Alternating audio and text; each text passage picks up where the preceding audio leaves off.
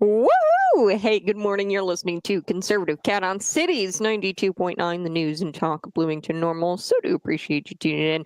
Look, it's February 5th. That means Valentine's Day is just around the corner, gentlemen. And don't be the guy that has to buy the gas station roses, okay? We have these lovely roses and gift card packages available on our Cities 92.9 Steals and Deals website. So you go cities929.com. And right now they're selling out pretty fast. So we have a dozen roses and a $20 Texas Roadhouse gift card. Okay, so you can get that at our cities929.com or our Steals and Deals website. We also have other packages available, Brass Pig Smokehouse and Ale House gift cards with the roses packages. Those are selling out really quick. So you guys want to go and get your Valentine's Day package. Get her the perfect gift this year, guys. All starting at $59.95. Steal your deal right now at the cities929.com Steals and Deals website. All right, we've got so much to get to this morning. I want to talk about this liberal state. They are pushing for felons to volunteer in school. Recently I talked with you about how the Jan 6ers here in the state of Illinois are being denied employment at government levels. And now it's kind of unclear whether or not that's local government levels throughout the state or just the state government, but you can't hold a job with government in the public sector. So I don't know if that's going to extend to teachers locally. The letter was kind of vague. It wasn't an executive order. It wasn't legislation. It was just a letter that he wrote to the CMS director, Raven Devon, that was Governor J.B. Pritzker.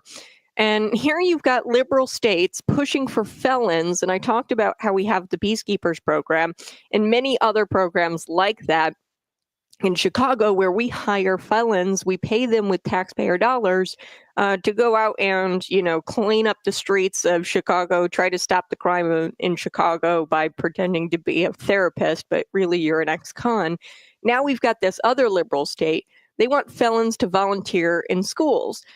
So we're going to be talking about that. We're also going to be talking about Karoline Leavitt. So Karoline Leavitt is the press secretary, the new press secretary, youngest press secretary in U.S. history. She completely obliterated Chuck Schumer. Yesterday, we talked about Chuck Schumer. Remember the Corona and the avocado, and I encouraged you to buy American. I actually saw this meme. It was a leftist meme, and they can't really meme. Our side knows how to meme. It was like, people are saying ethnicity shouldn't be considered when hiring people and ethnicity, these are the same people who will say that ethnicity matters when purchasing, so you should buy American. No, there's a big difference between hiring based on your insignificant birth rate, your ethnicity, the color of your skin, what country you're born from, and purchasing from America. Okay, so purchasing from America is investing in your home.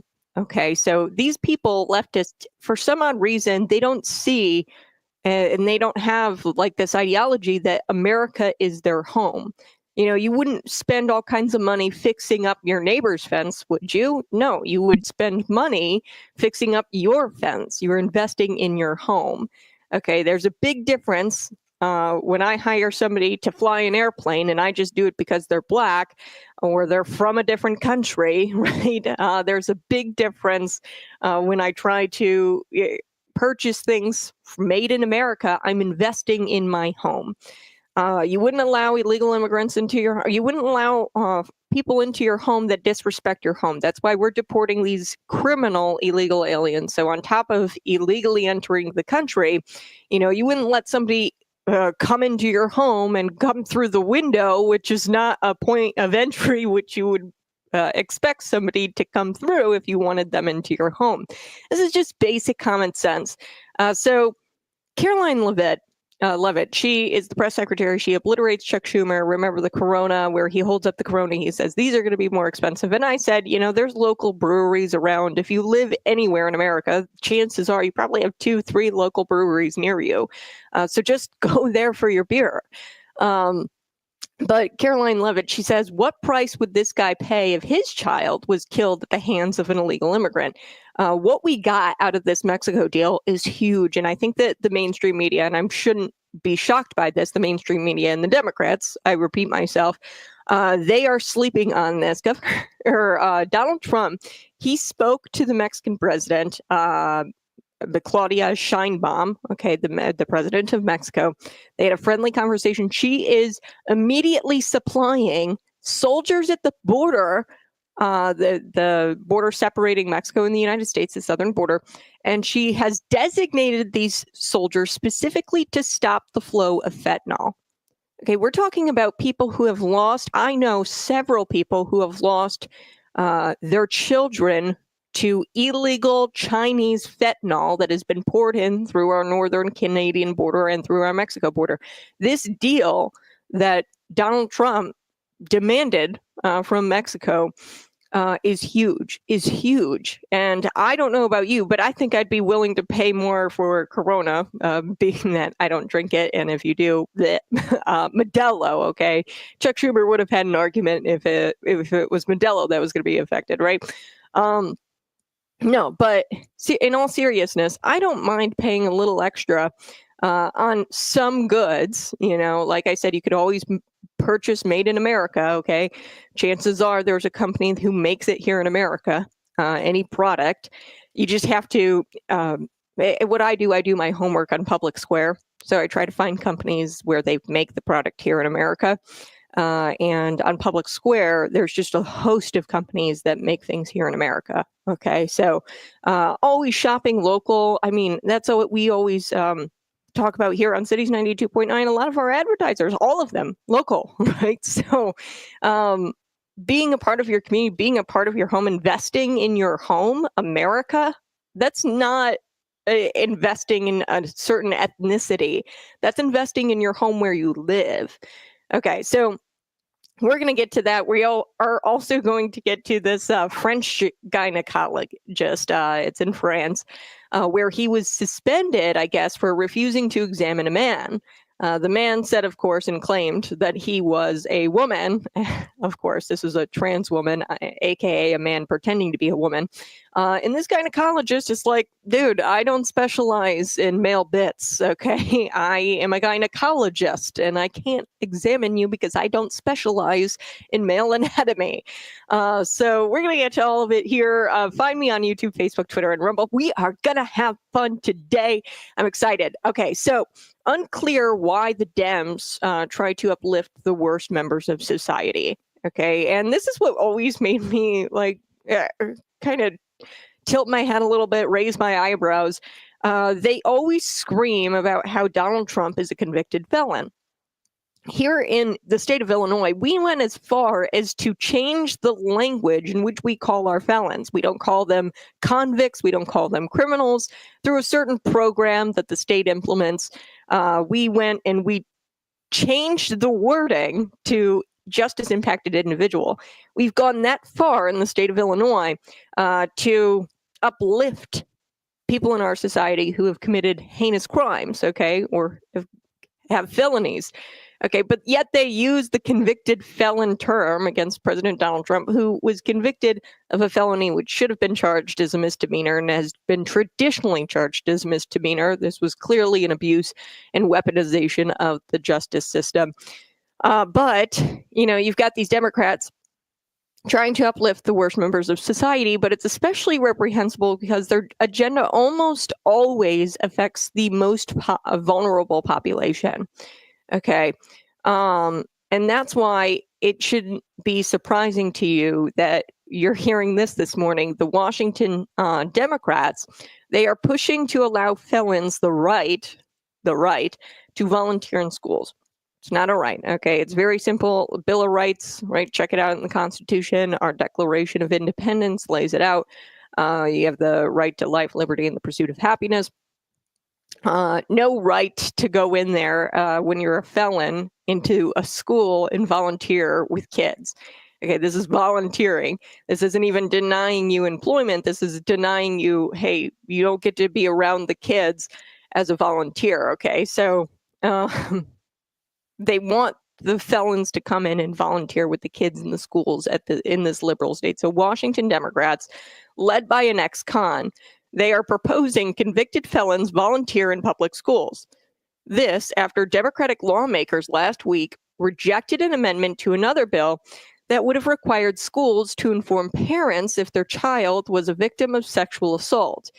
Okay, so if you, as a teacher in Washington, find out that this child, the student, is a victim of sexual assault, you should not inform the parents.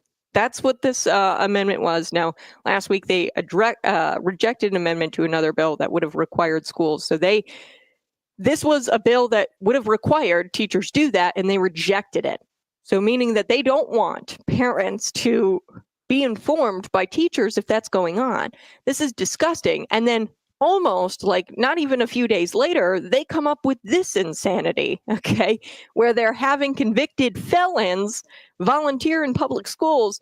But at the same time, teachers aren't allowed to inform parents if their child is a victim of a sexual assault. So not only do these people believe that it should not be a requirement to inform parents if their child is being sexually assaulted or sexually abused in any kind of way, but they're fighting for criminals to be put into the schools. This affects the most vulnerable portion of our society. I mean, the children. And, as if this is some sort of right that they have, okay, that felons have a right to be around kids, Now, if you want to talk about denying somebody employment because they're a convicted felon, we can have that conversation. This is volunteer work. We're denying them to just be around the kids voluntarily, okay? You should go through an employment background check, and if you want my position on it, no convicted felon should not be employed in schools. There's plenty of other jobs out there for them.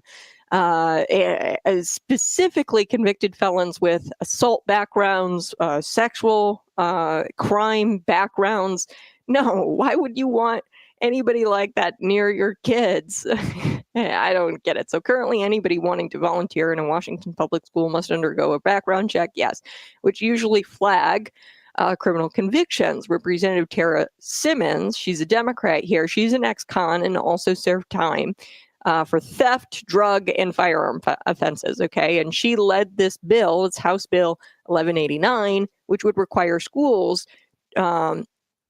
would require school districts to inform applicants about the option to submit proof of rehabilitation, okay? And then possibly be allowed to volunteer in a school. So if they submit proof that they're rehabilitated, it doesn't matter what crime they've committed. They could have committed sexual assault against a minor. As long as they complete and submit a rehabilitation, proof of rehabilitation, then they're allowed to volunteer in the school. If the applicant submits evidence of rehabilitation and confirms that no new convictions have occurred, the district or educational institution cannot deny their application based solely on their record. Wow. If an applicant does not have proof of rehabilitation, the institution would still evaluate the candidate instead of issuing an automatic rejection. They'd still have to evaluate the candidate. So this goes even further. Even if you don't have proof of rehabilitation, you have to, as a school district, if this volunteer who has a criminal conviction, doesn't matter what it is, you have to evaluate this person seriously, and you have to take into consideration the time elapsed from the last conviction, and you have to allow the applicant to serve as a volunteer. If all of that is taken into consideration, if the evaluation is good, and if you deem it good, if you deem it okay, and then if you deem the elapsed time from the last conviction, if you deem it all okay, then you can go participate, and you can have unsupervised access to minors. Okay, you can have supervised access to minors if you don't complete the rehabilitation. The applicant could still participate without unsupervised access to minors. So you would have to have supervised access to the minors. Still not great. Okay, state Democrats will vote for the bill later this week. And this is so unfortunate. And it's not surprising because the Democrats are all about the best interest for kids. Okay, they hate what's in the best interest of the kids. Governor J.B. Pritzker and this whole pre-K thing, shoving kids into pre-K. Every study ever says that kids are not ready for school at that age. And they're not ready to be separated from their parents for long periods of time. But he's shoving this down your throat here in the state of Illinois. Why? Because he's a Democrat and he's against the best interest of children. All of these progressive social experiments are evil. And they're treating the kids like they are unconsenting guinea pigs. And it's truly, truly disgusting. State lawmakers are tasked with representing the people of Washington here. And they're putting convicts above everybody else. Okay, this is a very small portion, not small, probably in Washington, but it's just a portion of the population, not the majority. And they're putting the minority ahead of the majority, and the majority of people would say, yeah, I don't want a convicted felon around my kid in public school. Okay, I don't want a convicted felon who's had sexual relations with a minor, possibly, in my school. So subsequently, we can conclude that this is exactly their intent, is they want to put the interest of convicts above your interest, and that is their intent here. And they'll fight for some of the worst members of society. And I mean, to call this evil is an understatement. It is just flat out evil what they're doing there. They're going to have convicted felons, doesn't matter what kind of crime, volunteering at public schools. And you're paying for it, right? You're paying for your kid to go there via your tax dollars. And you would think that they would be putting the best interest of your kid above those who have committed crimes. But nope, that's not the case. I got to take a quick break. I'm fired up this morning. I'm upset. But we are going to be getting to Donald Trump's deal here with Mexico. And people are sleeping on this. Pounds and pounds of fentanyl. I'm going to text in. Let me know. Let me know in the comments section, YouTube, Facebook, Twitter, and Rumble. I know you know somebody who's died of a fentanyl overdose. I mean, people in Illinois were deeply affected by this. I mean, I was in the laundromat the other day. Our washing machine was out, and I went into the laundry machine, or went into the laundromat, and I saw in a vending machine Narcan. So like they're selling Narcan in vending machines at this point in the state of Illinois. I think that here in the Midwest, we're deeply affected by fentanyl for some odd reason. It's probably Chicago. We're kind of like in the middle of all of these interstates and highways, and we're kind of like a central hub. And I think that we have probably, I'll look this up. I don't know what state has the worst fentanyl problem, but we're probably up there. I know most of you know somebody who's died of a fentanyl overdose, and it's tragic. And Donald Trump is fixing that. And then meanwhile, you've got Chuck Schumer complaining about Corona and avocados. I'll be right back. You're listening to Conservative Cat on Cities 92.9. Good morning. Down with the deep state. Down with the deep state. No, actually, schools are competing with homeschooling. Homeschooling is getting more popular, and I think that schools are going to be competing in Illinois here anyway with homeschoolers. The schools, they are seeing a decrease in enrollment, and homeschool is becoming increasingly more popular. Which I've always argued that you should homeschool your children, get them out of the public schools. Financially, people think that they can't do it. It's actually much cheaper than people think it is. Every year on the low end, it's going to cost you about $500 for curriculum. And I don't know about you, but I think that to avoid your child being around a convicted felon, it doesn't matter what crime, I think that there should be sacrifices made at a parental level. Sacrifice the two salaries. I mean, a lot of the times you've got, unless you put your kid in public school, a lot of the times you're paying for daycare. A lot of the times you're paying for babysitters and stuff. And you take that amount of money And most of the time, that amount of money is pretty dang comparable to the second salary of the household. Okay, so you should be having one person stay at home with the kids and teaching them. And, I'd argue maybe like high school or eventually, once they have a solid foundation and they can't be corrupted or indoctrinated, maybe send them in high school. But even then, a high schooler being around a convicted felon, I don't like the sounds of that. So it's really important. This is what's going on in liberal states. They don't care if convicted felons are around your kids. And they are putting their interests, the convicted felons, above your interests as a parent who pays for that public school. Okay. Chances are you're paying property taxes in that area. The convicted felon probably isn't paying as much property taxes in that area, especially if he's, a sex offender. Most likely he's not buying a nice house in the district there. Likely he's probably, an apartment, which I'm not saying that they don't pay property taxes, convicted felons, but they're definitely not contributing to society as much as you have. And I'm going to just be honest with you. If you commit crimes in this country, and felonious crimes, not even misdemeanors, okay? If you commit felonious crimes, then you need to be held accountable, and you shouldn't be around children, and volunteer around children. Narcan, that was absolutely insane. That one day when I went into the laundromat and I looked into the vending machine, I wanted a snack. And then I looked into the vending machine. All that was in the vending machine was Narcan. And I was like, whoa, this is really bizarre. I'm actually going to look that up. Go ahead, smash that like button. I'm going to find out where we rank as far as fentanyl deaths. I don't know if that information is out there. They liked the Biden administration. They liked to not report that kind of stuff, those numbers, those statistics, because they didn't want it to appear as bad as it actually is. So you can almost guarantee that a lot of these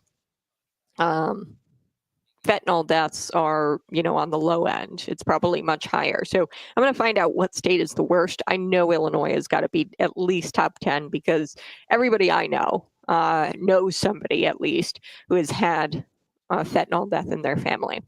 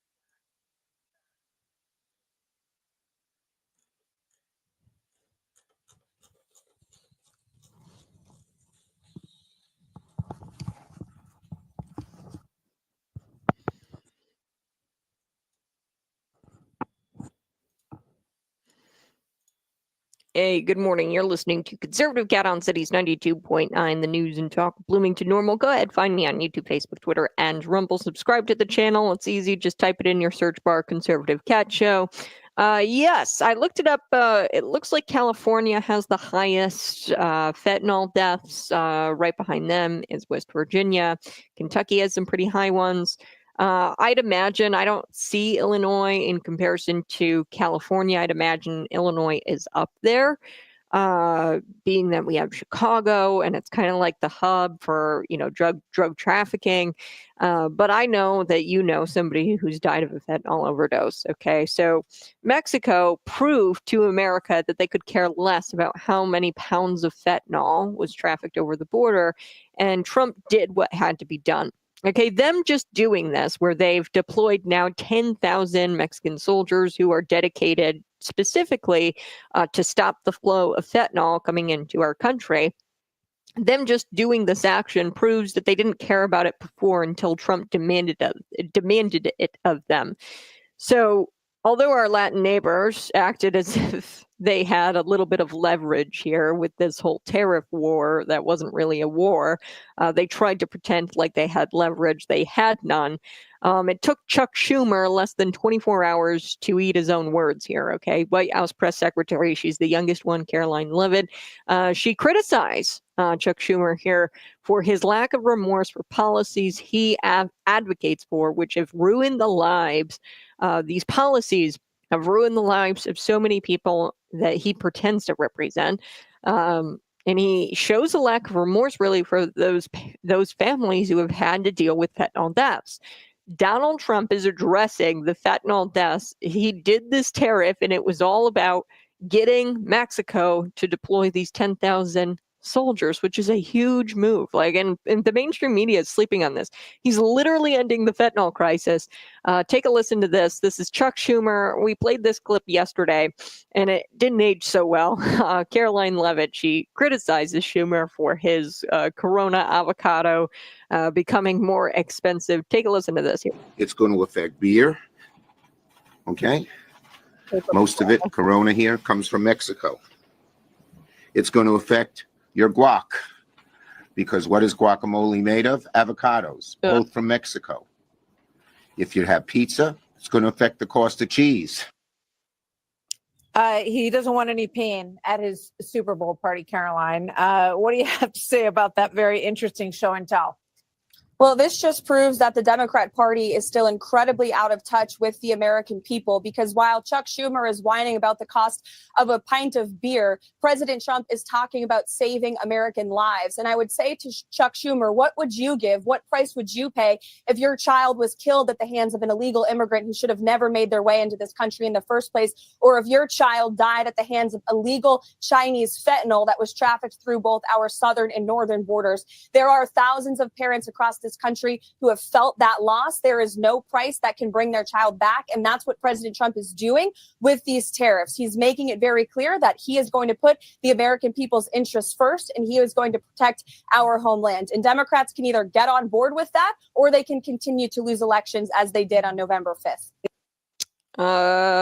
Beautiful. Karoline Leavitt completely obliterating Chuck Schumer here. It's unclear what price he would pay if his child was killed. And like I said, Corona, avocados, they're trying to, say that Donald Trump is raising prices. They didn't care about prices being expensive under Joe Biden's administration. Now all of a sudden they care because of the risk, and this isn't even happening. Okay, the avocados and Coronas, it's kind of a moot point. But the avocados and the Coronas, they're not going to be more expensive because the tariff war ended very quickly because they didn't have the leverage, Mexico, that they claimed that they did in the beginning. But it worked out because Donald Trump demanded that they deploy these 10,000 Mexican soldiers to the border to stop the fentanyl pouring in. Like I said, unclear what Chuck Schumer would pay if his child was killed, but I mean, you're more concerned about beer and guac, man. We're talking about a president who is using his position to make demands that benefit Americans in the end, where we have 10,000 soldiers who are going to be stopping, and we're not paying for it. Mexico's paying for it. So fast forward 2025, the border patrol and patrolling the border and keeping the border secure. Mexico is paying for it, by the way, the 10,000 soldiers. But the price of avocados is nothing when it comes to preventing tragic deaths like Lake and Riley, Emma Schaefer. I could go on. Okay. So while the left pretends to care about grocery prices, and like I said, they didn't start caring about grocery prices until Donald Trump. They were like, hold, wait. We're not going to talk about grocery prices. 2025, Trump's inaugurated. Now we're going to scream about how expensive grocery prices are. This couldn't be further from the truth, as American security and sovereignty do not even begin to cross their minds. Our sovereignty, our security, the people dying of fentanyl overdose, they scream and they pretend to care about grocery prices, but they don't even care about those things at all and don't even cross their mind, our sovereignty and our security. And it's so pathetic. It's so pathetic because now we fast forward. Mexico bent the knee. Okay, they bent the knee, and they were making Americans worse off with this fentanyl crisis and allowing the Chinese fentanyl to be, pushed or flood through our country through that border, and it's their fault. So they should be the ones to deploy these soldiers. Because they weren't policing it. They were allowing it to come to their country and come into our country. They should have stopped it at their border, and they shouldn't have allowed these cartels to traffic those drugs over the border. But they have for multiple years, and there's countless fentanyl deaths. I mean, just all over the country, whether that's California with the highest, Illinois, I know we've got a ton. Kentucky is up there. West Virginia had pretty high rates. So, I mean, I think at the end of the day, I wouldn't mind. And we're not even going to wind up doing this because they didn't tariff us like they had said, because they didn't have to leverage Mexico. But even if we did have to pay a little bit more for some goods, and like I said, you could always shop American-made products and avoid the increase to Corona. Just go to your local brewery, right, and purchase it there. I got to take a quick break, but you're listening to Conservative Cat. I do want to get to this gynecologist who's been placed under suspension. You guessed it. He was placed under suspension because he doesn't treat trans patients, aka men, because he treats real women. He's not a specialist here when it comes to male bits. So, yeah, of course, he denied an examination to this trans woman, aka a man pretending to be a woman. I'll be right back. Go ahead, smash that like button, share this out with your friends. Here's my take on the Trump announcement about the Gaza Strip. Oh, yeah, I did see this. We're taking the Gaza Strip. Trump points out how the last 100 years has been nothing but violence rather than continue this vicious cycle. Trump is exploring a permanent plan for peace.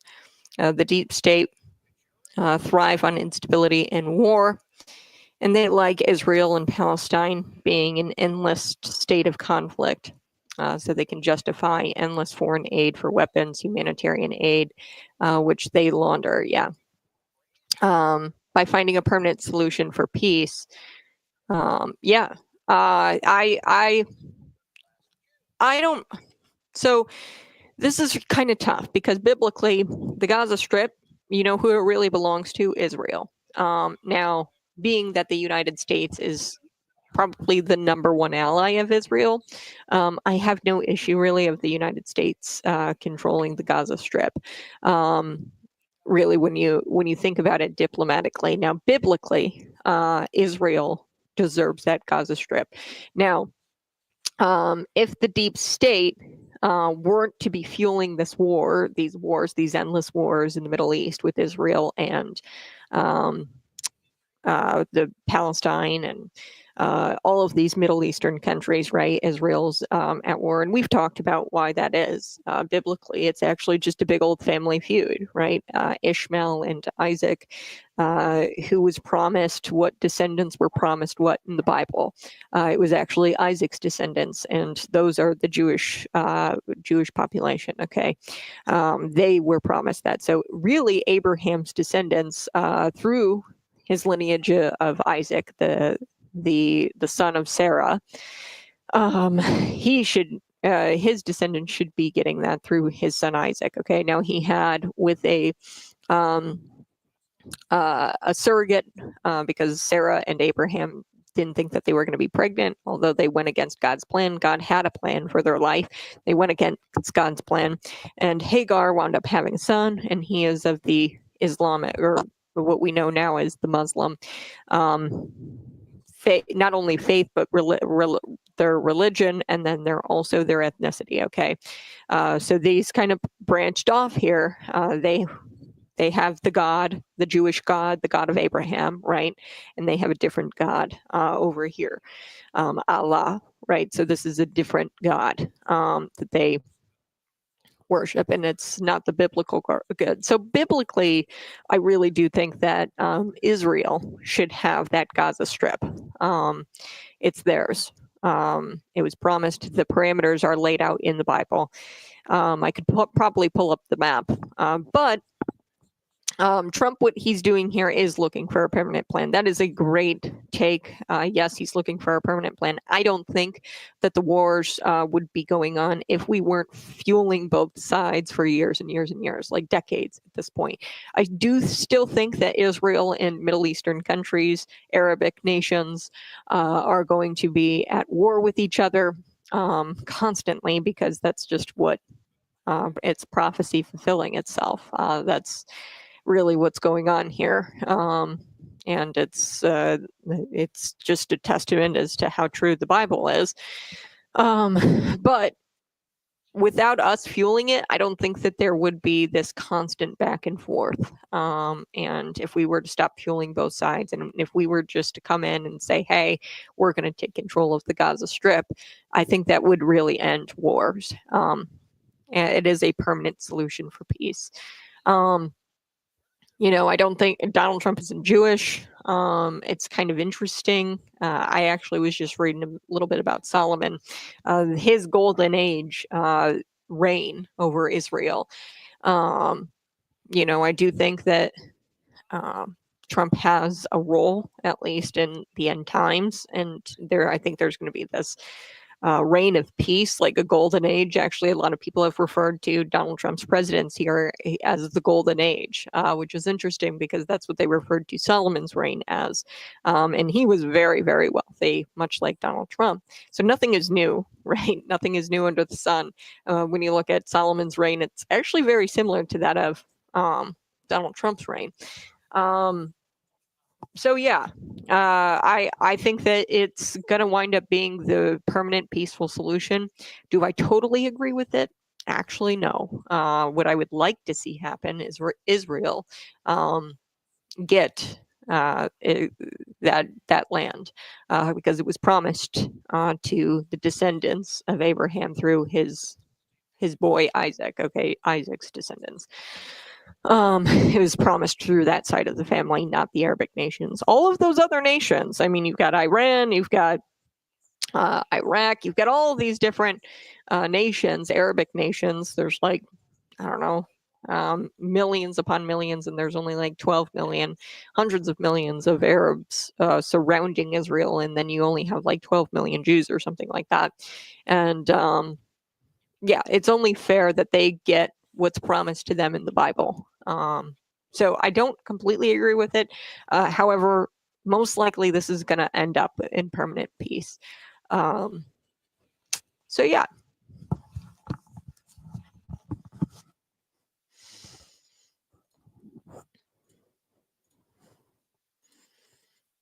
Hey, good morning. You're listening to Conservative Cat on Cities 92.9 The News and Talk of Bloomington Normal. So I do appreciate you tuning in each and every single morning. Now, this is an interesting take. I love Larry coming on to the stream here. You can find me on YouTube, Facebook, Twitter, and Rumble. Larry talks about the Gaza Strip. Now, this is an announcement made by President Donald Trump where they're going to take the Gaza Strip. He's wanting to take the Gaza Strip. I don't know how this is going to play out, but Trump points out how the last 100 years have been nothing but violence. And you and I both know that the reason for that is, and we've talked about it extensively on this program, where you go all the way back to Abraham. Look at the Bible, and there's nothing new under the sun. Okay, there's nothing new. You've got Abraham and son Isaac. Those descendants are promised the land, even the Gaza Strip. It goes as far as the Gaza Strip, and the parameters are actually laid out in the Bible. I could pull up a map here, and I will in just a little bit. But Trump points out that the last 100 years have been nothing but violence. But rather than continue this vicious cycle, Trump is exploring a permanent plan for peace. The deep state, they thrive on instability and war. Yes, they thrive off chaos. They love when we're at war because they all make money. They like Israel and Palestine being in an endless state of conflict, so they can justify foreign aid for weapons, humanitarian aid to both sides, which they launder. This is a permanent solution for peace, having Donald Trump take the Gaza Strip for the United States. Now, I don't completely agree with it. I really do think that at the end of the day, it should be Israel's. Now, if we come to an agreement with Israel, I don't think that that would be such a bad thing, where Israel says, yes, take the Gaza Strip. We want you to take the Gaza Strip. And I foresee that being a possibility, in that we are the strongest allies of Israel, one of the strongest allies of Israel. And this funding of both sides that the U.S. is doing needs to stop. We can't be funding the Palestinians, and we can't be funding Israel at the same time. That's just always going to be endless war. Nobody will win. And I'm really excited because I was actually reading a little bit on Solomon the other day. And Solomon, we all know that he was very, very wise. His name is pretty much a synonym for wisdom, Solomon. And they've actually called in the Bible, like, his reign over Israel was the golden age. Everybody was like, I think it's described, everybody had their own like fig tree or something. Everybody had plenty of prosperity, and there was so much peace. And I think that Donald Trump is quite literally, in a sense, like Solomon, in that he's wealthy, which, Donald Trump checks that box. And he's also going to provide a permanent solution here for peace in the Middle East with Israel. I'm not crazy about the idea of the United States, but I mean, if there's an agreement between Israel and the United States, and us taking the Gaza Strip, and just, because they've been fighting over this for years, really it belongs to Israel. Bottom line, it belongs to Israel. But if they're not going to come to a solution, Donald Trump is looking for a permanent solution for peace, and maybe we'll just come in and we'll take it, right? So it's kind of like two kids fighting over a toy, right? Ultimately, you make the decision and you say, okay, nobody's going to have the toy, and I'm going to take it, and I'm going to put it up in my closet, and you guys aren't going to have it anymore. That's really what Donald Trump is doing here. And I'm not crazy about it. I'm not, but I do think that there are very little options at this point, because this is permanently defanging the deep state from thriving off of the instability of war and thriving off of foreign aid and laundering money by providing weapons, military industrial complex, and then the humanitarian aid. I think that this is a permanent solution for peace. And it's smart. It's really smart.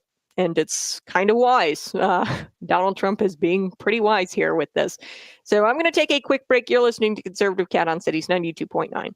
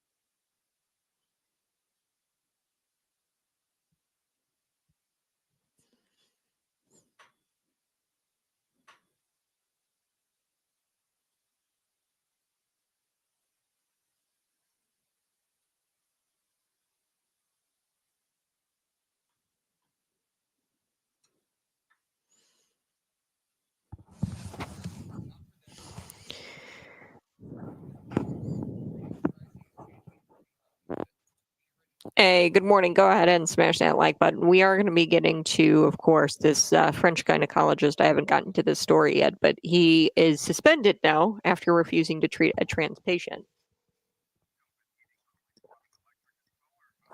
Grabbing a sip of coffee. Sorry, guys. AKA, this is a man, a trans patient who is a man, and he's got male bits, and he went to a gynecologist, and this gynecologist simply says, look, I'm treating real women. And by real women, I mean women with lady bits, okay? So this doctor, his name is Victor Arcan, Archean.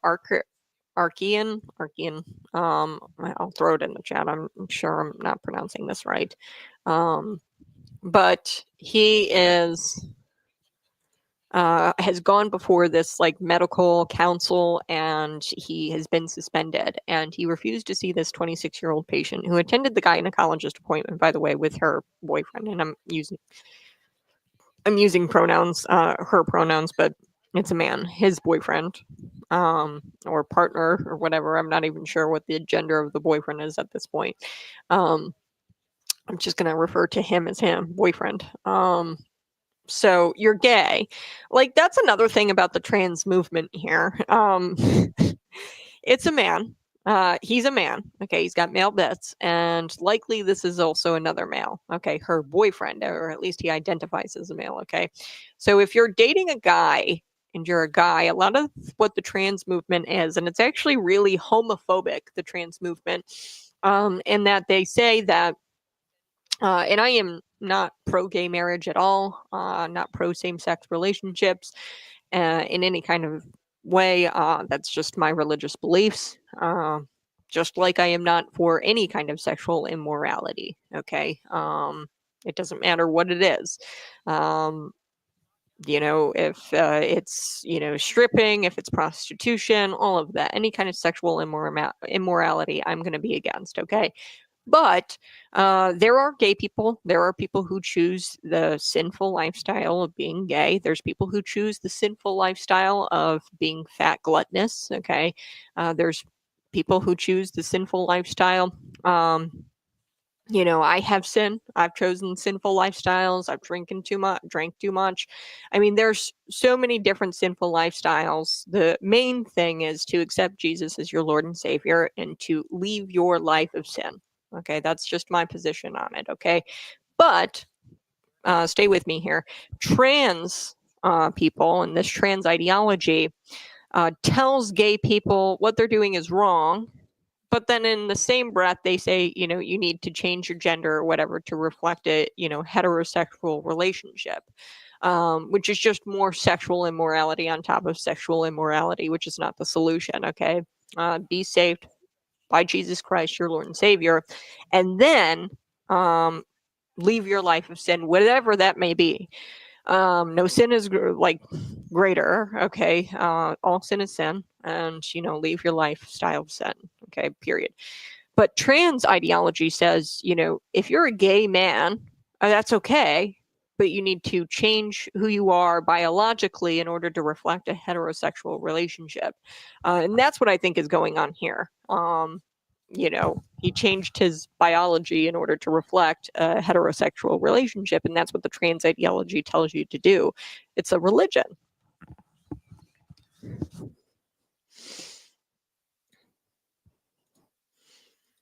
Hey, good morning. You're listening to Conservative Cat on Cities 92.9, the news and talk Bloomington Normal. Yes, I want to get to this French gynecologist. I know you guys are really excited for the story. It's insane. Actually, somebody just texted me. They said that they work with the Illinois Department of Corrections, and they said, we are not allowed to refer to the inmates as inmates. We can't gender them, even though we're all in a male institution. We're all in a men's institution, and we can't call them him or he. This is insane. I feel bad for you. To be honest, if you want my advice, I just say do it anyway. What are they going to do? You've got a union rep. If you call a man, like I would hope that your union would come to your defense here. And you can't police language.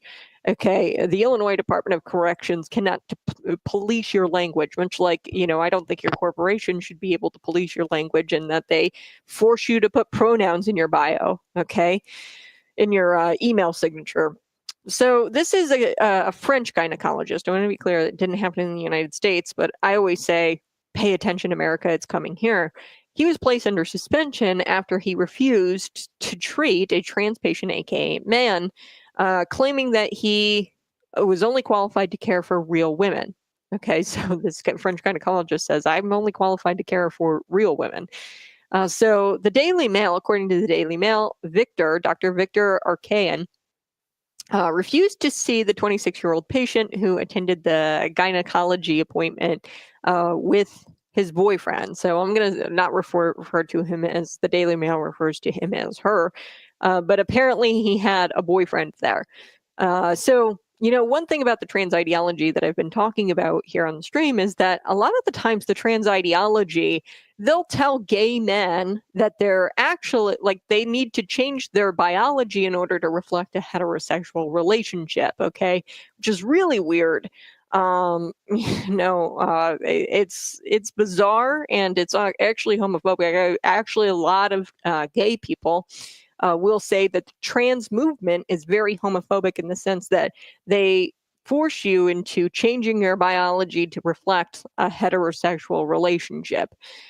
So this gynecology appointment was supposed to happen in 2023. So now there is, I guess it took this long for the guy to get before the medical council to be suspended, the doctor. So he told the trans woman, aka the man, that he was not competent, but I can guide you, and said that this is not my specialty. So the doctor's saying, I'm not competent to do this. I don't really work with male bits. I mean, essentially, that's what he's saying. It's not my specialty, and I don't know how to treat you. I don't know how to treat them, and I don't mind being called ignorant. Okay, if you are calling me ignorant or whatever, that's fine. But I'm just going to be honest with you. I have no idea how to treat you. And the fact that the doctor was respectful enough, to not mock this man, and to, say just, hey, in a professional way, I can't treat you. That's the real scandal here. And then he's treated the way he is, and he was suspended. Like, this was very respectful. He says, it's not my specialty. I'm not competent. The doctor was respectful, even though this man mocked his profession and made it into some sort of joke, gynecology into some sort of joke. That's the real scandal here, is that the doctor was nice to this guy. I would not have been nice. You walked into my office and I'm a gynecologist and you got male bits. I probably would have kicked you out of my office and not been as respectful as this doctor was. But this doctor was very respectful. And additionally, society not only condones this nonsense, but we glorify it. And that's a bigger problem. So I'm going to be right back. We're going to be talking about it because now the patient reportedly is called the doctor transphobic.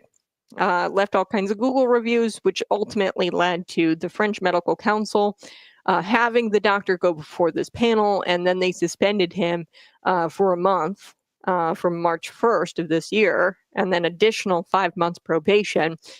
So this is really tragic, honestly, but we're going to be right back. I'm going to wrap up this story, and I got more news ahead, so don't go anywhere.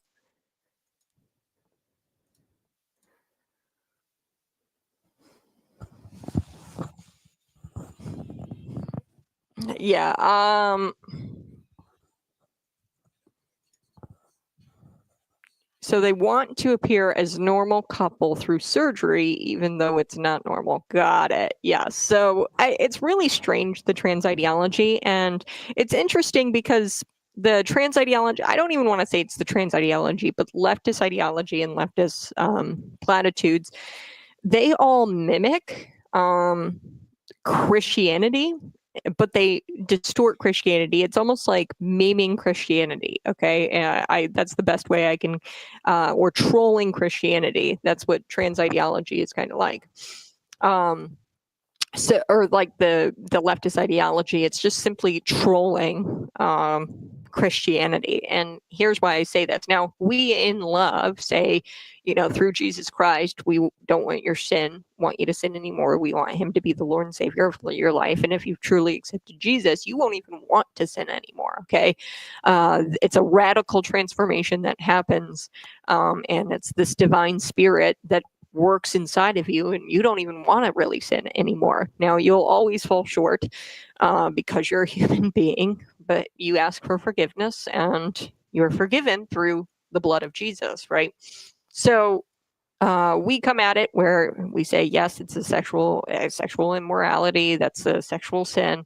Be saved by Jesus Christ and go and sin no more. Okay, that's the mantra of Christianity. Now, what trans ideology, or like what this leftist ideology does, it says, be who you are, be your most authentic self.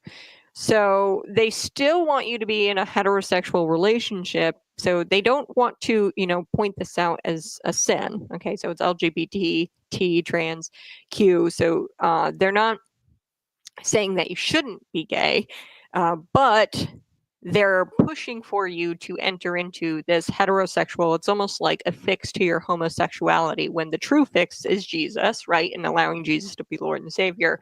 But they're proposing a different fix. Okay, so it's trolling Christianity in the sense that, hey, instead of Jesus, just go through the surgery and be a heterosexual couple. And boom, like you are no longer in this homosexual relationship, and there is no sexual immorality. Now, what they won't tell you is that, changing yourself biologically is also a sin, and it's also sexually immoral. And they won't tell you that, hey, you're still a man, even if you go through the surgery, you're still a man. Okay, so it's still a homosexual relationship. They won't tell you that, but it's almost like they're proposing their own fix to homosexuality, and that fix is not Jesus. Okay, so it's anything but. So, for example, also in leftist ideology, the whole "my body, my choice" thing in abortionists, it's a sacrifice. So Jesus is a sacrifice. The communion, right, where he says, "This is my body. Take and remember me," right? So the Holy Communion. I think it's very interesting where you have abortionists where they'll say, "My body, this is my body." And really what's going on is a child sacrifice. You are sacrificing that child to continue your life. Okay, so in the sense of Jesus, you've got Jesus who sacrificed his life so that way you may have eternal life, and if you accept him as Lord and Savior, right? So he was a living sacrifice. Through the blood of Jesus, you're saved, and you get to continue to live your life. Now, the whole abortion movement, they'll say that it's your body, and through this child sacrifice, you get to continue living your life. Okay, and I don't think that that's a coincidence. They use the same terminology that Jesus used. So instead of, being saved through the blood of Christ and having eternal life through him, they want you to actually go through with a child sacrifice, and then your life gets to continue, and you are saved through this child sacrifice. So rather than the sacrifice of Jesus and living through the sacrifice of Jesus, they want you to live through the sacrifice that you've made through the child. So it's really weird how the leftist ideology almost trolls Christianity, and they come up with different solutions to what Christianity has the solution for already. It's all satanic. Love the sinner, hate the sin. Yes, and you're not required to engage in sin. If you don't engage in the sin, then you are mocked as a homophobe. Yeah. Don't hate gay people. I, pray for, as much as I pray for alcoholics, as much as I pray for people who are impacted by addiction. It's sin, okay? And I pray for any kind of sinner to leave that sin. Just like myself, I pray for myself to leave sin and to live a life of righteousness, because that is what's going to bless you with all kinds of prosperity, okay? To live a life of righteousness.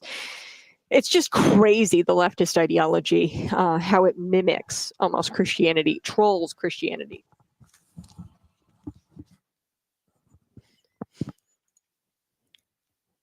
Hey, good morning. You're listening to Conservative Cat on Cities 92.9, the news and talk of Bloomington Normal. You can always find me on YouTube, Facebook, Twitter, and Rumble. And you can subscribe to the channel. It's real easy. Just type it in your search bar, Conservative Cat Show. Folks, before we move on to this guy, this gynecologist who has been suspended now because he refused to examine a man with his male bits because, hey, that's not my specialty. Before we get on with that story, I do want to let you know, cities929.com. The cities929.com, we've got your steals and deals, roses, it's packages, so you can have roses in a nice little vase, and then we've got some Texas Roadhouse gift cards left, $20 Texas Roadhouse gift card. So you guys can go snag your deal starting at $59.95. I think it's $59.95. You can go check it out at cities99.com. Click on the steals and deals. Guys, this is your chance. Don't fall asleep on don't fall asleep on the Valentine's Day gift this year. Get the perfect gift. We've made it really easy. You just purchase the package on cities929.com. Click on the steals and deals logo. We've also got all kinds of fun like steals and deals. We've got $25 gift card to Rainstorm car wash going for half off right now. There's also this really cool, and this is a cool gift. I know that Father's Day is down the road, but this is a cool gift for dad if he's got a birthday, or even for hubby for Valentine's Day. It's a $75 blue line metal American flag sign. Okay, so it's a metal American flag, and it's got the blue line there. And it's made by man-made metalwork. Okay, so originally it's like $150. This is handcrafted. This is beautiful, and it's only going for $75 right now on Steals and Deals. So head it over to cities929.com.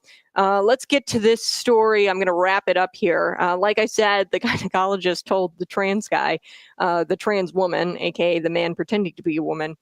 He's 26. He had his boyfriend there with him. And he said, look, it's not my specialty. I can guide you, but I'm really not competent in this. And I really don't know how to treat you. And I really don't care if you call me ignorant. I just can't treat you because I don't know how. Okay, so, I don't know exactly what the patient was being treated for. That hasn't been made clear. But the fact that the doctor was respectful enough to say, hey, I don't know. Like, to have a doctor come out and say, I don't know. That is very humbling, okay? And like, he humbled himself and he said, hey, I'm not competent. I can't do this. And then the guy comes out, the trans guy comes out and mocks him, mocks his profession, and then goes as far as to leave nasty Google reviews.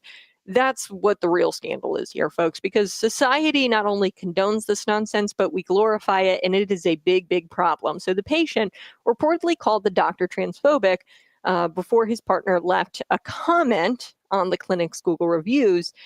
So he went to the clinic page, went to the Google review page, and started complaining about what happened. Now, this wasn't the trans guy. This was the trans guy's boyfriend that was in the appointment with him. So the doctor replied that he only treated real women. And he said that, quote, no skills. He had no skills to treat men, even if they had shaved their beards, and came in and told the secretary that they, were women. He says, I treat real women, and I don't have the skills to treat men. Even if you were to shave your beard and come in and tell my secretary that you're a woman, I still can't treat you. Okay. Wow, that's hilarious. So the reply here is what's really amazing. The truth hurts, but the facts are the facts, and he was punished for the facts, and the patient harassed him, okay? He was nice in the appointment. He said, look, I can't treat you, I'm not competent, but I can guide you on where to go next. And then they took this as an opportunity to, mock his profession and go on Google and review the clinic and call him transphobic. So then he got peeved off and said, look, I only treat real women, and I don't care if you shaved your beards and told people that you're a woman, I still can't treat you. Okay, so in December, this doctor, Victor, is his first name, Archaean, I think is his last name, and he appeared before this French Medical Council, and he's now been suspended for the month of March. Okay, so the month of March next month.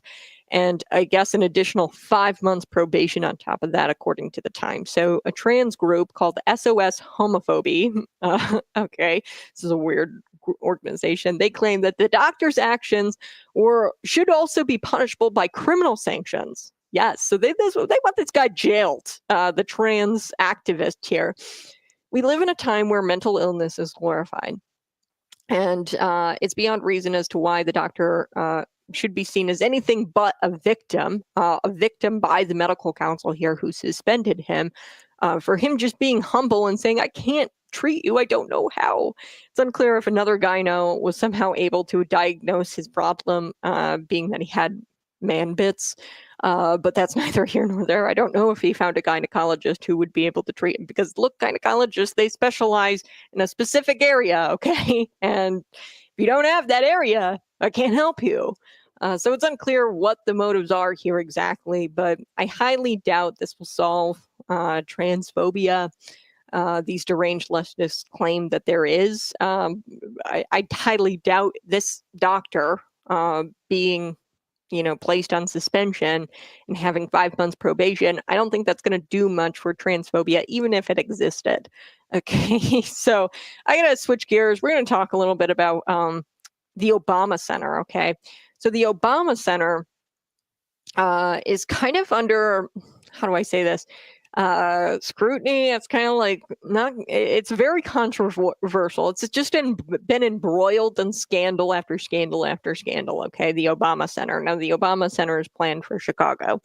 We're going to get to that because there's a racial discrimination claim made by this minority concrete subcontractor, okay, against the structural design firm that's been hired on to design the whole thing. And apparently, I guess the firm is being accused of racial discrimination by the minority concrete subcontractor. So this is just this center needs to go. I'm going to be honest with you. I mean, it's probably going to be built by 2026.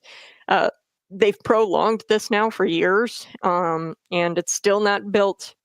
They've delayed construction for multiple years now. So we're going to get to that story. I also want to get to Representative AOC. She won't calm down about Elon Musk. I think she has a crush on Elon Musk, AOC. Now she's claiming that he's a dummy, that Elon Musk, say what you will about Elon Musk. One thing I can say about Elon Musk is that he is no dummy, okay? This guy is a genius. And the new DNC leader, his name is David Hogg, he has her back here, and he's saying that Democrats should act more like AOC. Yeah, that's going to win you elections, David Hogg, the new DNC vice chair, by the way. Yes, be more crazy like AOC, be further to the left. Come on, guys. We all know that you lost the last election because you guys are way too extreme, way, way, way too extreme. And asking, Democrats in your party to act more like AOC, probably not going to get you more votes in 2026. So let's start with the Obama Presidential Library. Okay, this is like one of his legacy projects, and Barack Obama, I don't know what's going on with him. Apparently there's rumors that he's having an affair, and this is just so silly. This library isn't going to do anything for, I don't think, the teen community. I think it's going to kill a bunch of trees. I think that it is bogus and it shouldn't exist. It's just a legacy project for him, and it's dumb. Okay, it's not going to help anybody. So why are we putting it up? It's $830 million, and they're putting it up in Chicago. So this Black-owned concrete subcontractor, okay, was tasked with the construction of the $830 million project. It's the Obama Presidential Library in Chicago. Now, this Black-owned concrete subcontractor is now suing the structural design firm. Okay, so this is a structural design firm tasked with overseeing the project. They were, overseeing this project, designing the library. Now, this Black-owned concrete subcontractor, they're alleging in a lawsuit racial discrimination, in this firm has said that the subcontractors were questionably qualified. Okay, so after this lawsuit, they responded and they said, look, it's not racial discrimination. We think that these subcontractors are questionably qualified. Okay, so here's what, at the end of the day, this was a DEI hire, okay, that the Obama Presidential Library did, or the Obama Foundation did. And they, said, hey, we're going to have minority-owned businesses work on this, and it's going to bring jobs to the community, and we're going to use minority-owned subcontractors. Okay, whatever. You're private, or it's a foundation, whatever. You can use whoever you want. But they were DEI hires, and at the end of the day, the firm was like, look, the concrete is cracking. We don't like your work. We think it's shoddy, right? That's what their position is here. And they shared, pictures of the concrete. It's already cracking. This thing isn't even built yet. It's going to be built in 2026. The library in Chicago, they were like, your work's kind of shoddy, right? And they said, you're questionably qualified. And apparently that's racial discrimination. Okay. They think that it's racial discrimination, and really what I think it is, and I think it's just, hey, you didn't do the job correctly. But at the end of the day, all these people are just, there's just so much wrong here. Even if racial discrimination was happening, okay, this firm was racially discriminating against this Black-owned concrete subcontractor. Even if that was happening, there should have been processes in place, like an HR department, right? You have an HR department to ensure that there are no racial discrimination and that the work site is a safe place for everybody, okay? At your company, you have HR and you make sure that, hey, nobody is,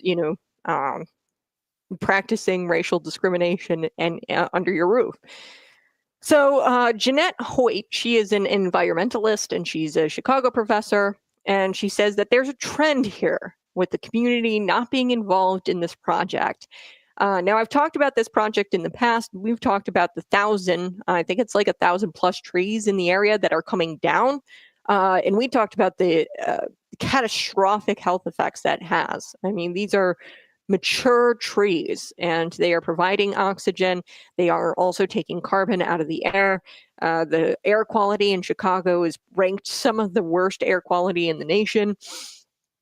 So here's what Jeanette Hoyt said, quote, I thought it was just a lack of planning when it came to the ecological harms. Like they, had participated in this survey. It's the Bartlett experts, tree experts. They, were surveying the land to figure out how they could incorporate the trees maybe into the library and not cut them all down. But at the end of the day, they had no true intention of keeping those trees. They had always, planned to cut these trees down. So she says, I had always thought that the lack of planning when it came to the ecological harms, right, and that there was a lack of understanding that what was on the site already with the trees and how many trees were there. I thought that was unusual given President Obama's involvement with national parks in this country. I thought he cared about the environment, right? I thought it was all unusual. But then, we've got, and I thought he'd appreciate the trees, what was there. I thought he'd appreciate what was already there and, at least work with community partners to keep the trees there. But they didn't do that, right? And they had always intentionally, their intention was always to cut down these trees in the area. Really, really sad. It's Jackson Park. It's a national park. It's really beautiful. It used to be beautiful. Now they're cutting down everything. But it seems to be a pattern. Okay, this seems to be a pattern in that what's happening now at the site in terms of discriminatory work practices, it's a lack of planning, it's a lack of involvement, and it's a lack of caring about the community. So, on top of taking down all of the trees, on top of, the traffic patterns being changed, and now people can't commute to work like they used to and not being involved in the community that way, you've now got these minority contractors, I guess, being racially discriminated against. Now, I don't know the truth to all of that. There's a lawsuit pending, right? If it was actual racial discrimination, I don't know. Perhaps they were just incompetent and the firm said that, and then they were like screaming racism or screaming racial discrimination. I don't know because I'm not there, right? I don't work on the site. But at the end of the day, there should be processes in place to ensure that racial discrimination practices aren't happening on the job site. Okay, so if that is happening, if there's racial slurs being used, if there's, a clearly discriminatory practices being done, there should be processes in place where these minority contractors, because they heralded this on their website, the Obama presidential website. They said that they were going to be using minority contractors. So you would think that they would have processes in place where they would provide a safe atmosphere. So Jeanette Hoyt, she says, at my job, we have processes in place to monitor the atmosphere of the work site and to ensure that things like racial discrimination don't happen on the job site. Okay, so if you're hiring minority contractors and you've touted this in news releases and you said that we're going to be hiring minority contractors, maybe you should take steps to provide a safe atmosphere for minority contractors then, okay? So they didn't even care to have those types of processes in place. There's just all kinds of issues with this Barack Obama Presidential Library Center. I'm going to get to more of it here coming up next. You're listening to Conservative Cat. Yeah, this is just it's just a complete mess. Okay, this Obama Presidential Center, and it shouldn't even be a thing. It's just a legacy project. I don't think it's really going to help anybody in the community. They said that they were going to employ minority contractors, so it's going to help minority owned businesses, right? That's what they touted on their news releases. But turns out those minority owned businesses are now claiming racial discrimination while they're on the site, on the job site. And apparently these structural engineers that are tasked with working with these minority subcontractors, apparently they're engaged in some, or allegedly they're engaged in some sort of racial discrimination. Do I really think that's going on? No. I think that really at the end of the day, what's going on is, you are unqualified. There's cracks now in the concrete, and this is supposed to be built by 2026, and we've got cracked concrete everywhere, and your job is a little shoddy, right? So that, saying that, hey, you're unqualified and your job is shoddy, apparently that means racism, right? So, and of course it opens up the door for racism, because they have our racial discrimination claim, because they touted that they were going to be hiring minority contractors, and they've put such an emphasis on minority contractors, and there's a chance here for somebody to allege racism for this minority contractor. So we explained that the alleged racial discrimination is due to a lack of anti-discrimination practices being implemented by the Obama administration, or by the Obama Foundation, the people in charge of this project. If there is racial discrimination going on, what the hell, man? Like, you should have prepared for this, being that you touted that you were going to be using minority contractors. You don't have like an HR department. You don't have processes in place to ensure people are not discriminating against people. Like, come on. Robert McGee. So the story starts here with Robert McGee. He's the owner of 2-in-1. Now, this is the concrete and rebar services. This is the minority-owned concrete services. And they started services for the center back in 2021. They have filed a lawsuit now. Now, the lawsuit says, quote, in a shocking and disheartening turn of events, the African-American owner of a local construction company finds himself and his company at the brink of forced closure because of racial discrimination by the structural engineer on the project, Thornton Tomassetti. Thornton Tomassetti is the structural engineer who's being accused of the racism here. So Thornton Tomassetti wrote in a memo nearly a year ago that the subcontractors were questionably qualified. Okay, so after the lawsuit came out, and they said, hey, no, actually, it's just because they're not qualified. That's why, we did what we did with the delays and everything with this company that kind of forced them to lose money. And force them into closure. Okay, it was because you were questionably qualified.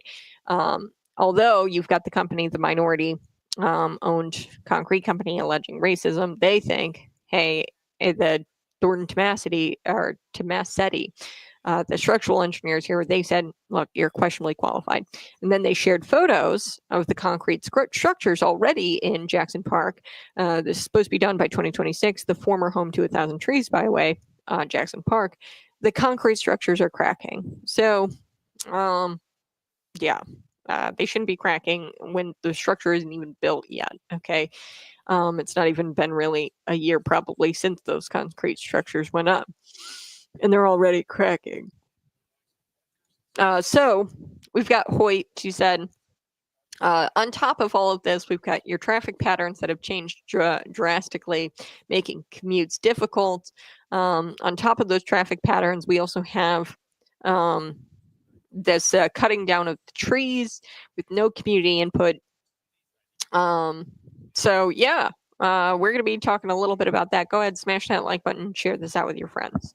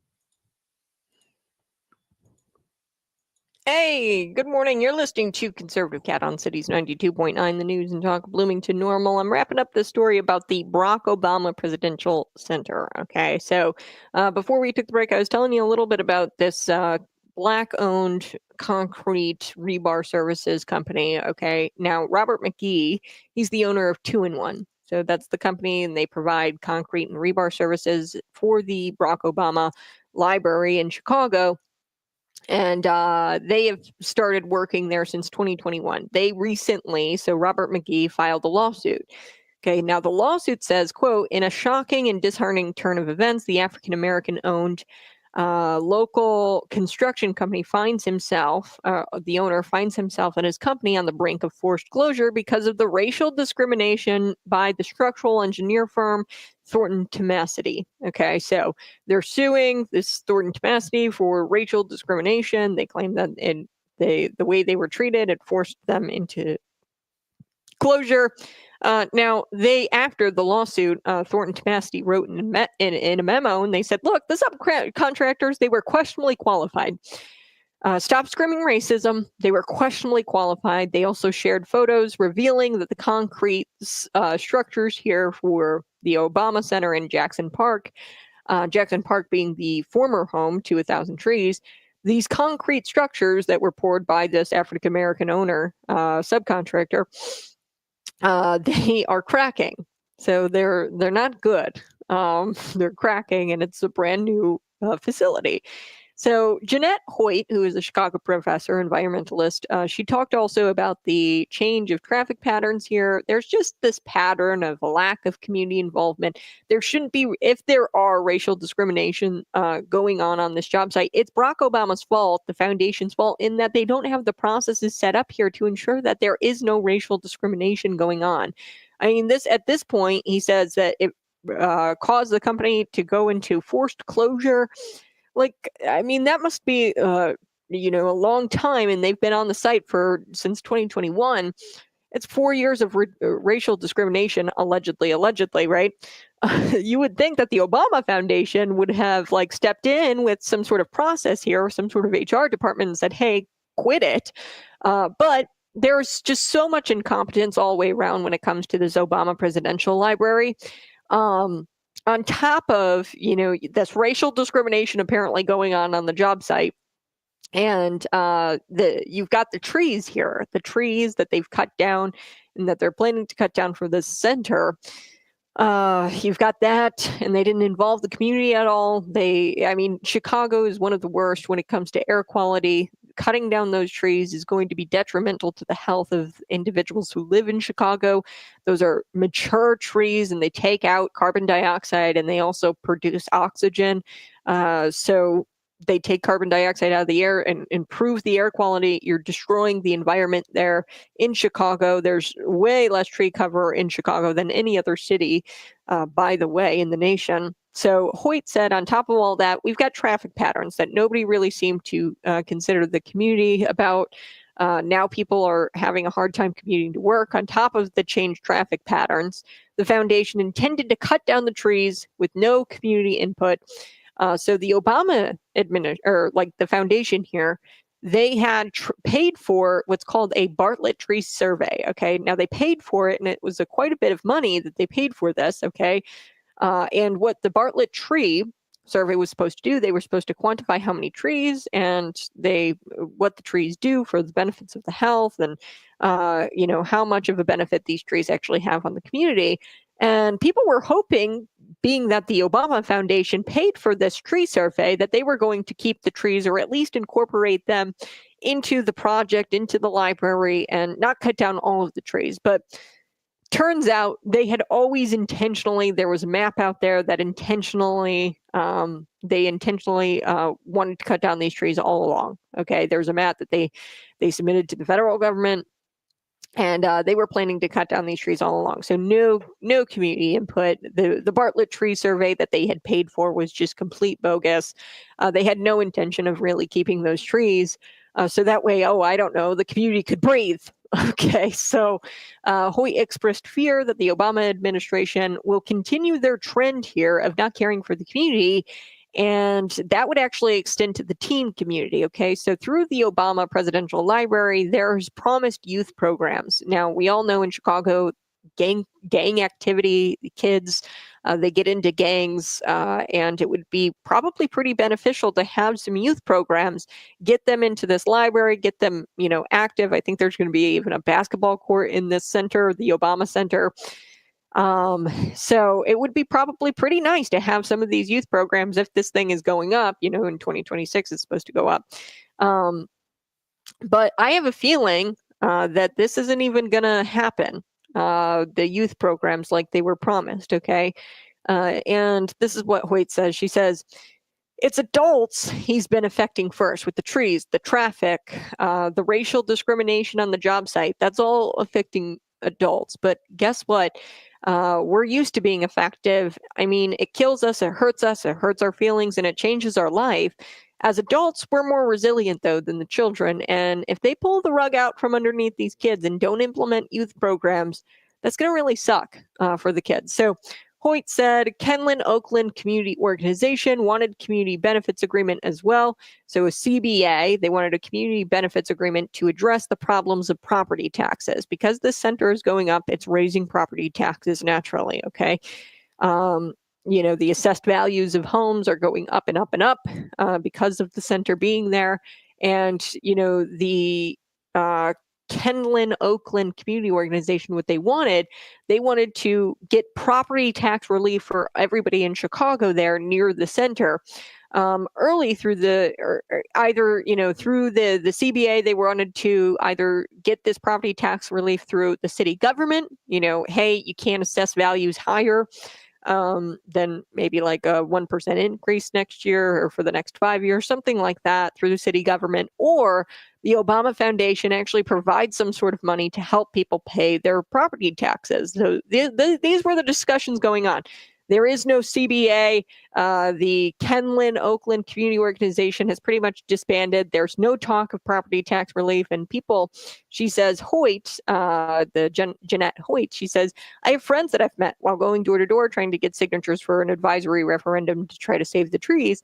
People have already left their house. People have already moved from these places because they can't pay the property taxes anymore. So they just had to leave their homes. This is, just a deeply, I think, unpopular center. And Barack Obama, everybody thinks that he's this big environmentalist, that he's, pro community involvement. I mean, a pro, or against racial discrimination. He had no processes set up.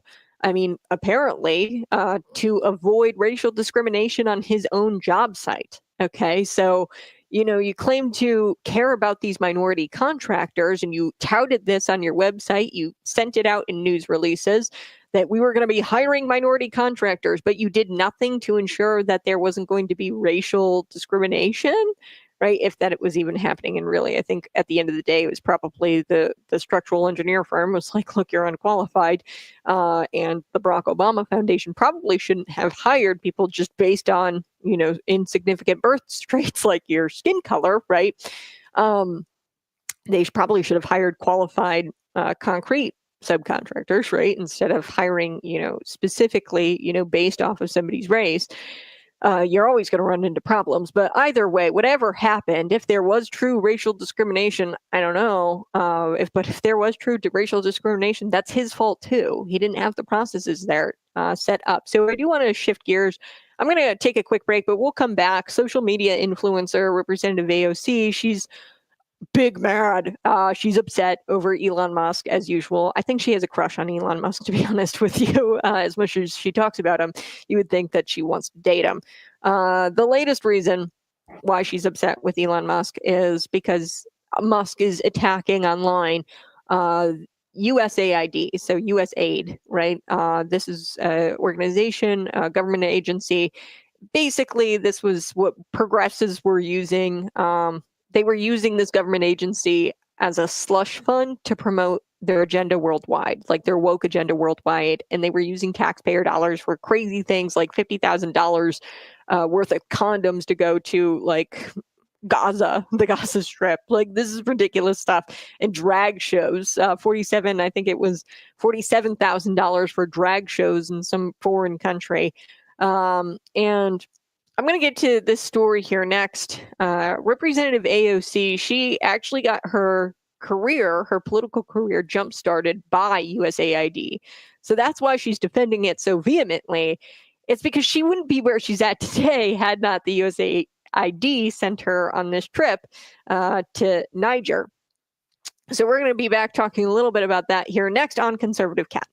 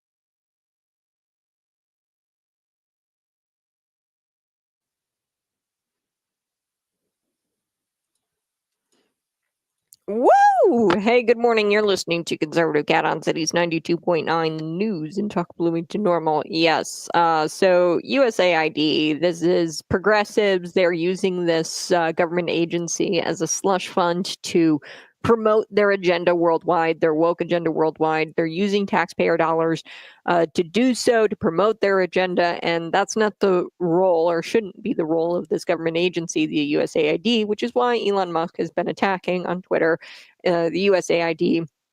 And as of like February 7th, I think all of the members of USAID are going to be put on administrative leave, which is awesome. Essentially, they've shut down the USAID. AID. Now, Representative AOC is raging over Elon Musk's calls to close down the USAID. This is a complete waste of taxpayer funds, this government agency, and it just needs to be completely nixed, this government agency. So Representative AOC is all peeved off because the USAID actually gave her start. They created Representative AOC in that they got her political jumpstart. Okay, so here we go. I'm going to share this with you. This is a tweet. I think Mike Benz tweeted this out. Yeah, Mike Benz tweeted this out on X. Her trip to Niger was through the I'm going to mess this up. Niamey. This is the capital of Niger. International Development Program. Okay, so she had a trip, planned through this program which was funded by the the USAID. Okay, so this Niamey International Development Program was funded by the USAID. And what do you know? Shortly after she left Niger, there was a Western-backed coup to overthrow Niger's government, okay, which is not something we should be taking part in as the United States, okay? This is a known CIA front, USAID, and I'm going to read some of this to you. AOC, a junior in the College of Arts and Sciences, now this is prior to her becoming a representative, went to Niger to study abroad, and was confident in the safety of the students studying in Niger. Okay, so she was confident in the safety of the students. Nigerians are overwhelmingly peaceful people. Even the political instability that has been hanging in the air, the most discomfort I felt was the uncertainty about the future of the Nigerian people. Our security was a high priority for the U.S. Embassy and our Nigerian friends and host families. I never doubted their ability to take care of us while she was over there studying abroad. Okay, this is prior to AOC becoming a representative. Okay, the program was originally suspended in 2010, spring semester, because a State Department travel alert, which was made after the kidnapping of 2 United Nations officials by a member of Al Qaeda. So although the travel alert was lifted, the Nigerian government was in the middle of a power shift. Okay, so there was a military coup called the Supreme Council for Restoration of Democracy, and they seized power in a military coup. Okay, so this really like militia, I guess, they seized power through this like Supreme Council of Restoration of Democracy. Leaders of this Supreme Council of Restoration for Democracy, which is now heading the government, have promised to hold elections and help restore democracy in the country. Okay, now this is all about the classes that she was taking and studying abroad in Niger. Okay, Niger. So you won't marvel. So this is the description. You won't marvel at Nigerian life from afar.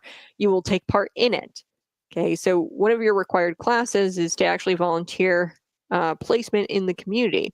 Actually, a volunteer placement in the community. You can do whatever you want. I apprenticed with a silversmith, a Tarag silversmith. Others in my semester taught English and volunteered at a nonprofit dedicated to democracy building. Okay, so the USAID, AID, they were kind of at the helm, I think, of this coup that took place in Niger and shifted the government over there, which is something that we should not be doing as the United States, okay? There are many established placement opportunities that are repeated semester after semester, but if you have a new idea, chances are the program director can help you make that happen. So she volunteered at this nonprofit, probably dedicated to democracy building, and she, I mean, essentially became, and this was a start of her political career here, she became a representative shortly after Niger was, the government shifted because of the efforts of the USAID. So this is huge. This social media influencer, and that's what I call AOC, she's been ranting and raving on Instagram about how evil Elon is because he wants to get rid of the USAID. And she's been using, the regular, accusations of isms and phobias and whatever. That's her shtick. And she's been screaming, billionaires are evil, and they're evil because they have more money than me and they won't give me any of it. Okay, wham. Okay, so she, was using money from the USAID, so AID. So she benefited from it in that she became a representative shortly after this coup kind of happened in Niger while she was there studying abroad. Okay, so she's kind of shifted her tone, though, from screaming and ranting and raving on Instagram to being kind of snarky, being a little rude. So Elon, she is saying that Elon is one of the most unintelligent billionaires ever, right? That's what AOC is saying. So, yeah. Say what you want about Elon Musk. There's plenty of things I say negatively about Elon Musk. I don't trust him. But unintelligent, not one of the things I would say about Elon Musk. He's definitely an intelligent individual and has changed the world, literally changed the world. The rare, accurate use of the word literally has changed the world through Tesla and SpaceX. Okay, he's created giant companies and has created tens of thousands of jobs. He bought Twitter and has changed the way free speech operates here in the United States. So I'm going to be back. I'm going to play this clip of AOC. I'm sorry. You're going to probably scream at your radio here next on Conservative Cat.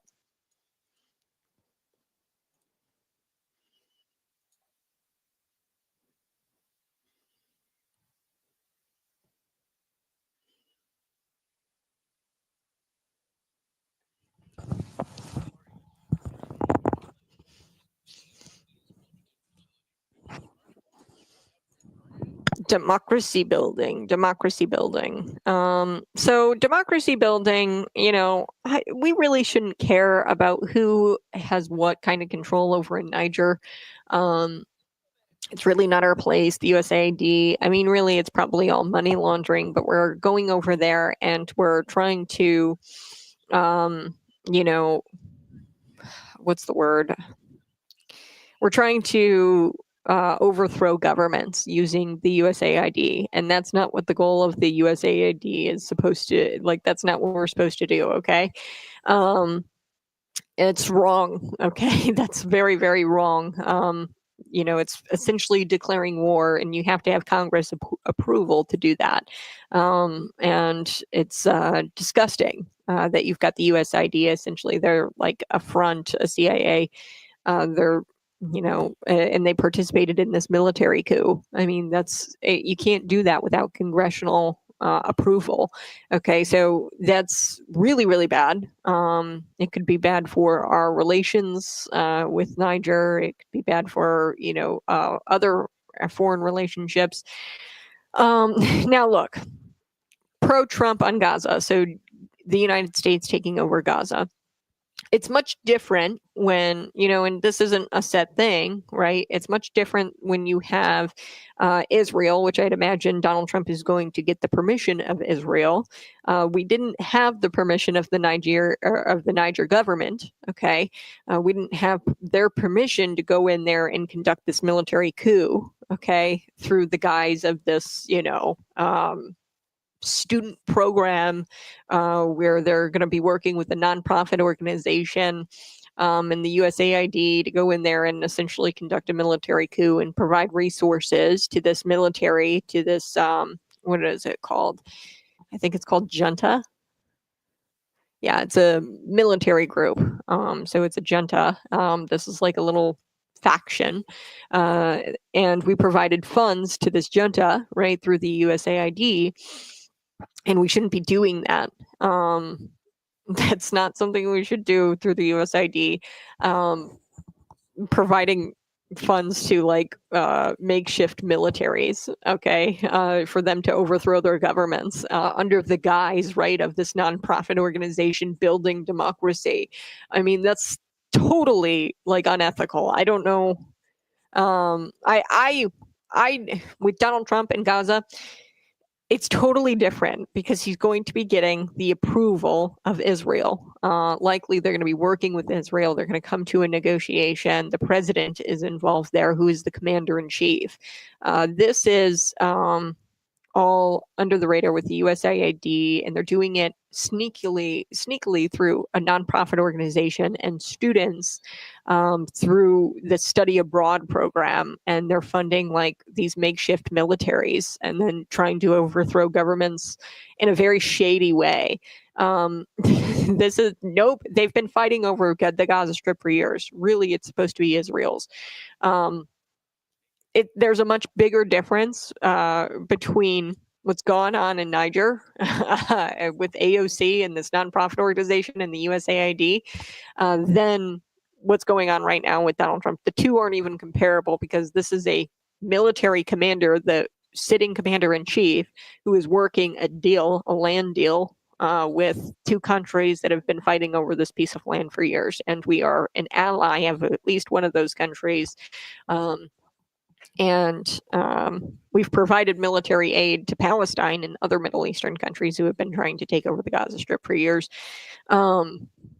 We've provided humanitarian aid, so we definitely have a dog in this fight. Okay, Niger, we had no dog in the fight, and we forced ourselves into this fight via a nonprofit organization that the USAID was funding. It was very shady, very shady.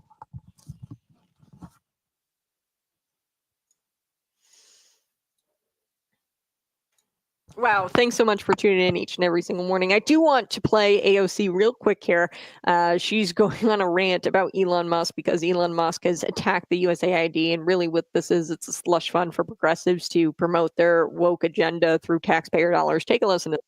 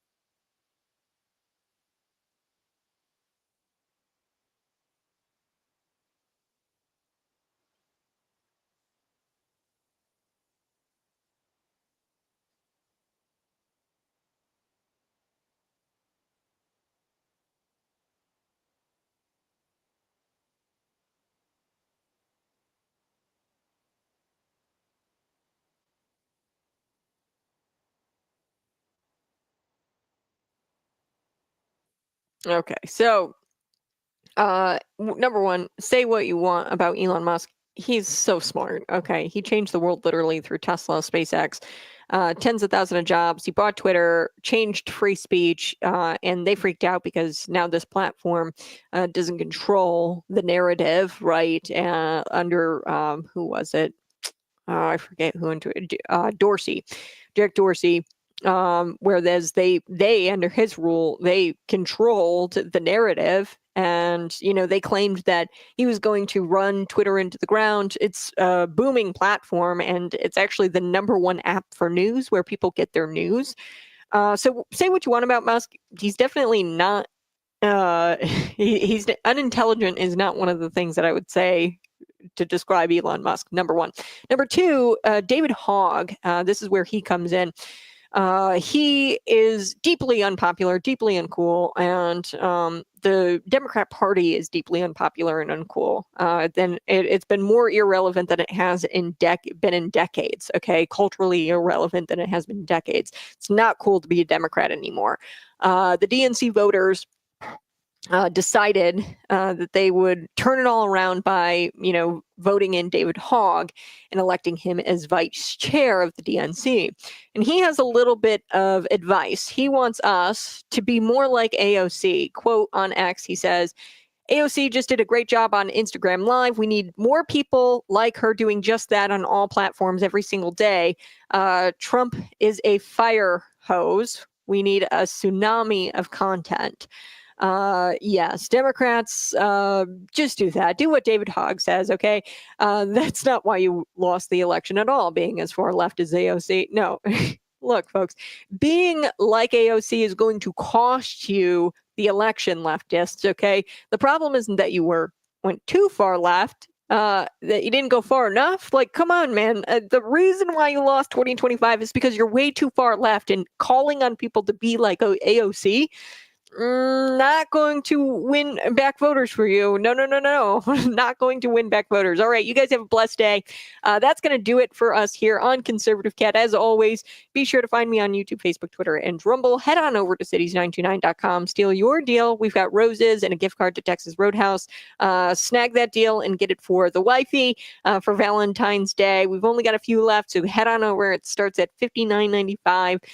So check it out on our Steals and Deals website, cities929.com. Bye-bye. Be blessed.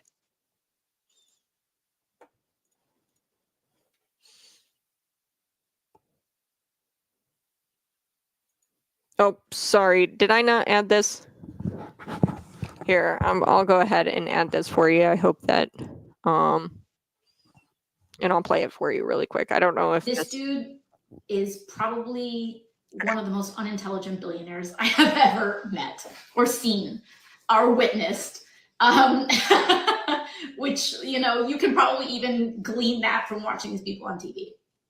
Anyways, all of that is to say is that they don't do their homework. Clearly, like, they're putting 19-year-olds in at the Treasury. This dude is not smart. And the danger in the lack of intelligence and the lack of expertise that Elon has. I mean, this guy is one of the most morally vacant, but also just least knowledgeable about these systems that we really know of. But the point is that what that means is that they're going to hit a button. Inevitably, they are going to hit a button and things can go sideways. Yeah, you're really knowledgeable on these systems, and that you quite literally got your career start from the USAID through this nonprofit organization that you worked with through your study abroad program, which was really shady, and that the nonprofit organization was collecting funds from the USAID, and then they were in turn giving it to a junta. So this is a makeshift military to overthrow the Niger government. Big difference between that and what's going on with the Gaza Strip right now, and Donald Trump working with Israel and Palestine probably to come to a land agreement. Not unheard of for the military commander-in-chief, the president of the United States, to do something like that. Number one. Number two, Elon is not unintelligent. Okay, you can't. Nobody, not even leftists. AOC is on a different planet. Not even leftists would say that Elon is unintelligent. Okay. But number one. Number two, David Hogg says that we need to be more like AOC. That's not going to win you back any votes, man. David Hogg, you are an idiot, and I can't believe that you got elected to be vice chair. And you're going to find out the hard way that the Democrat Party is irrelevant, and it's uncool, and it's unpopular to be a Democrat. I'll see you guys later. Catch me tomorrow morning at 6 a.m.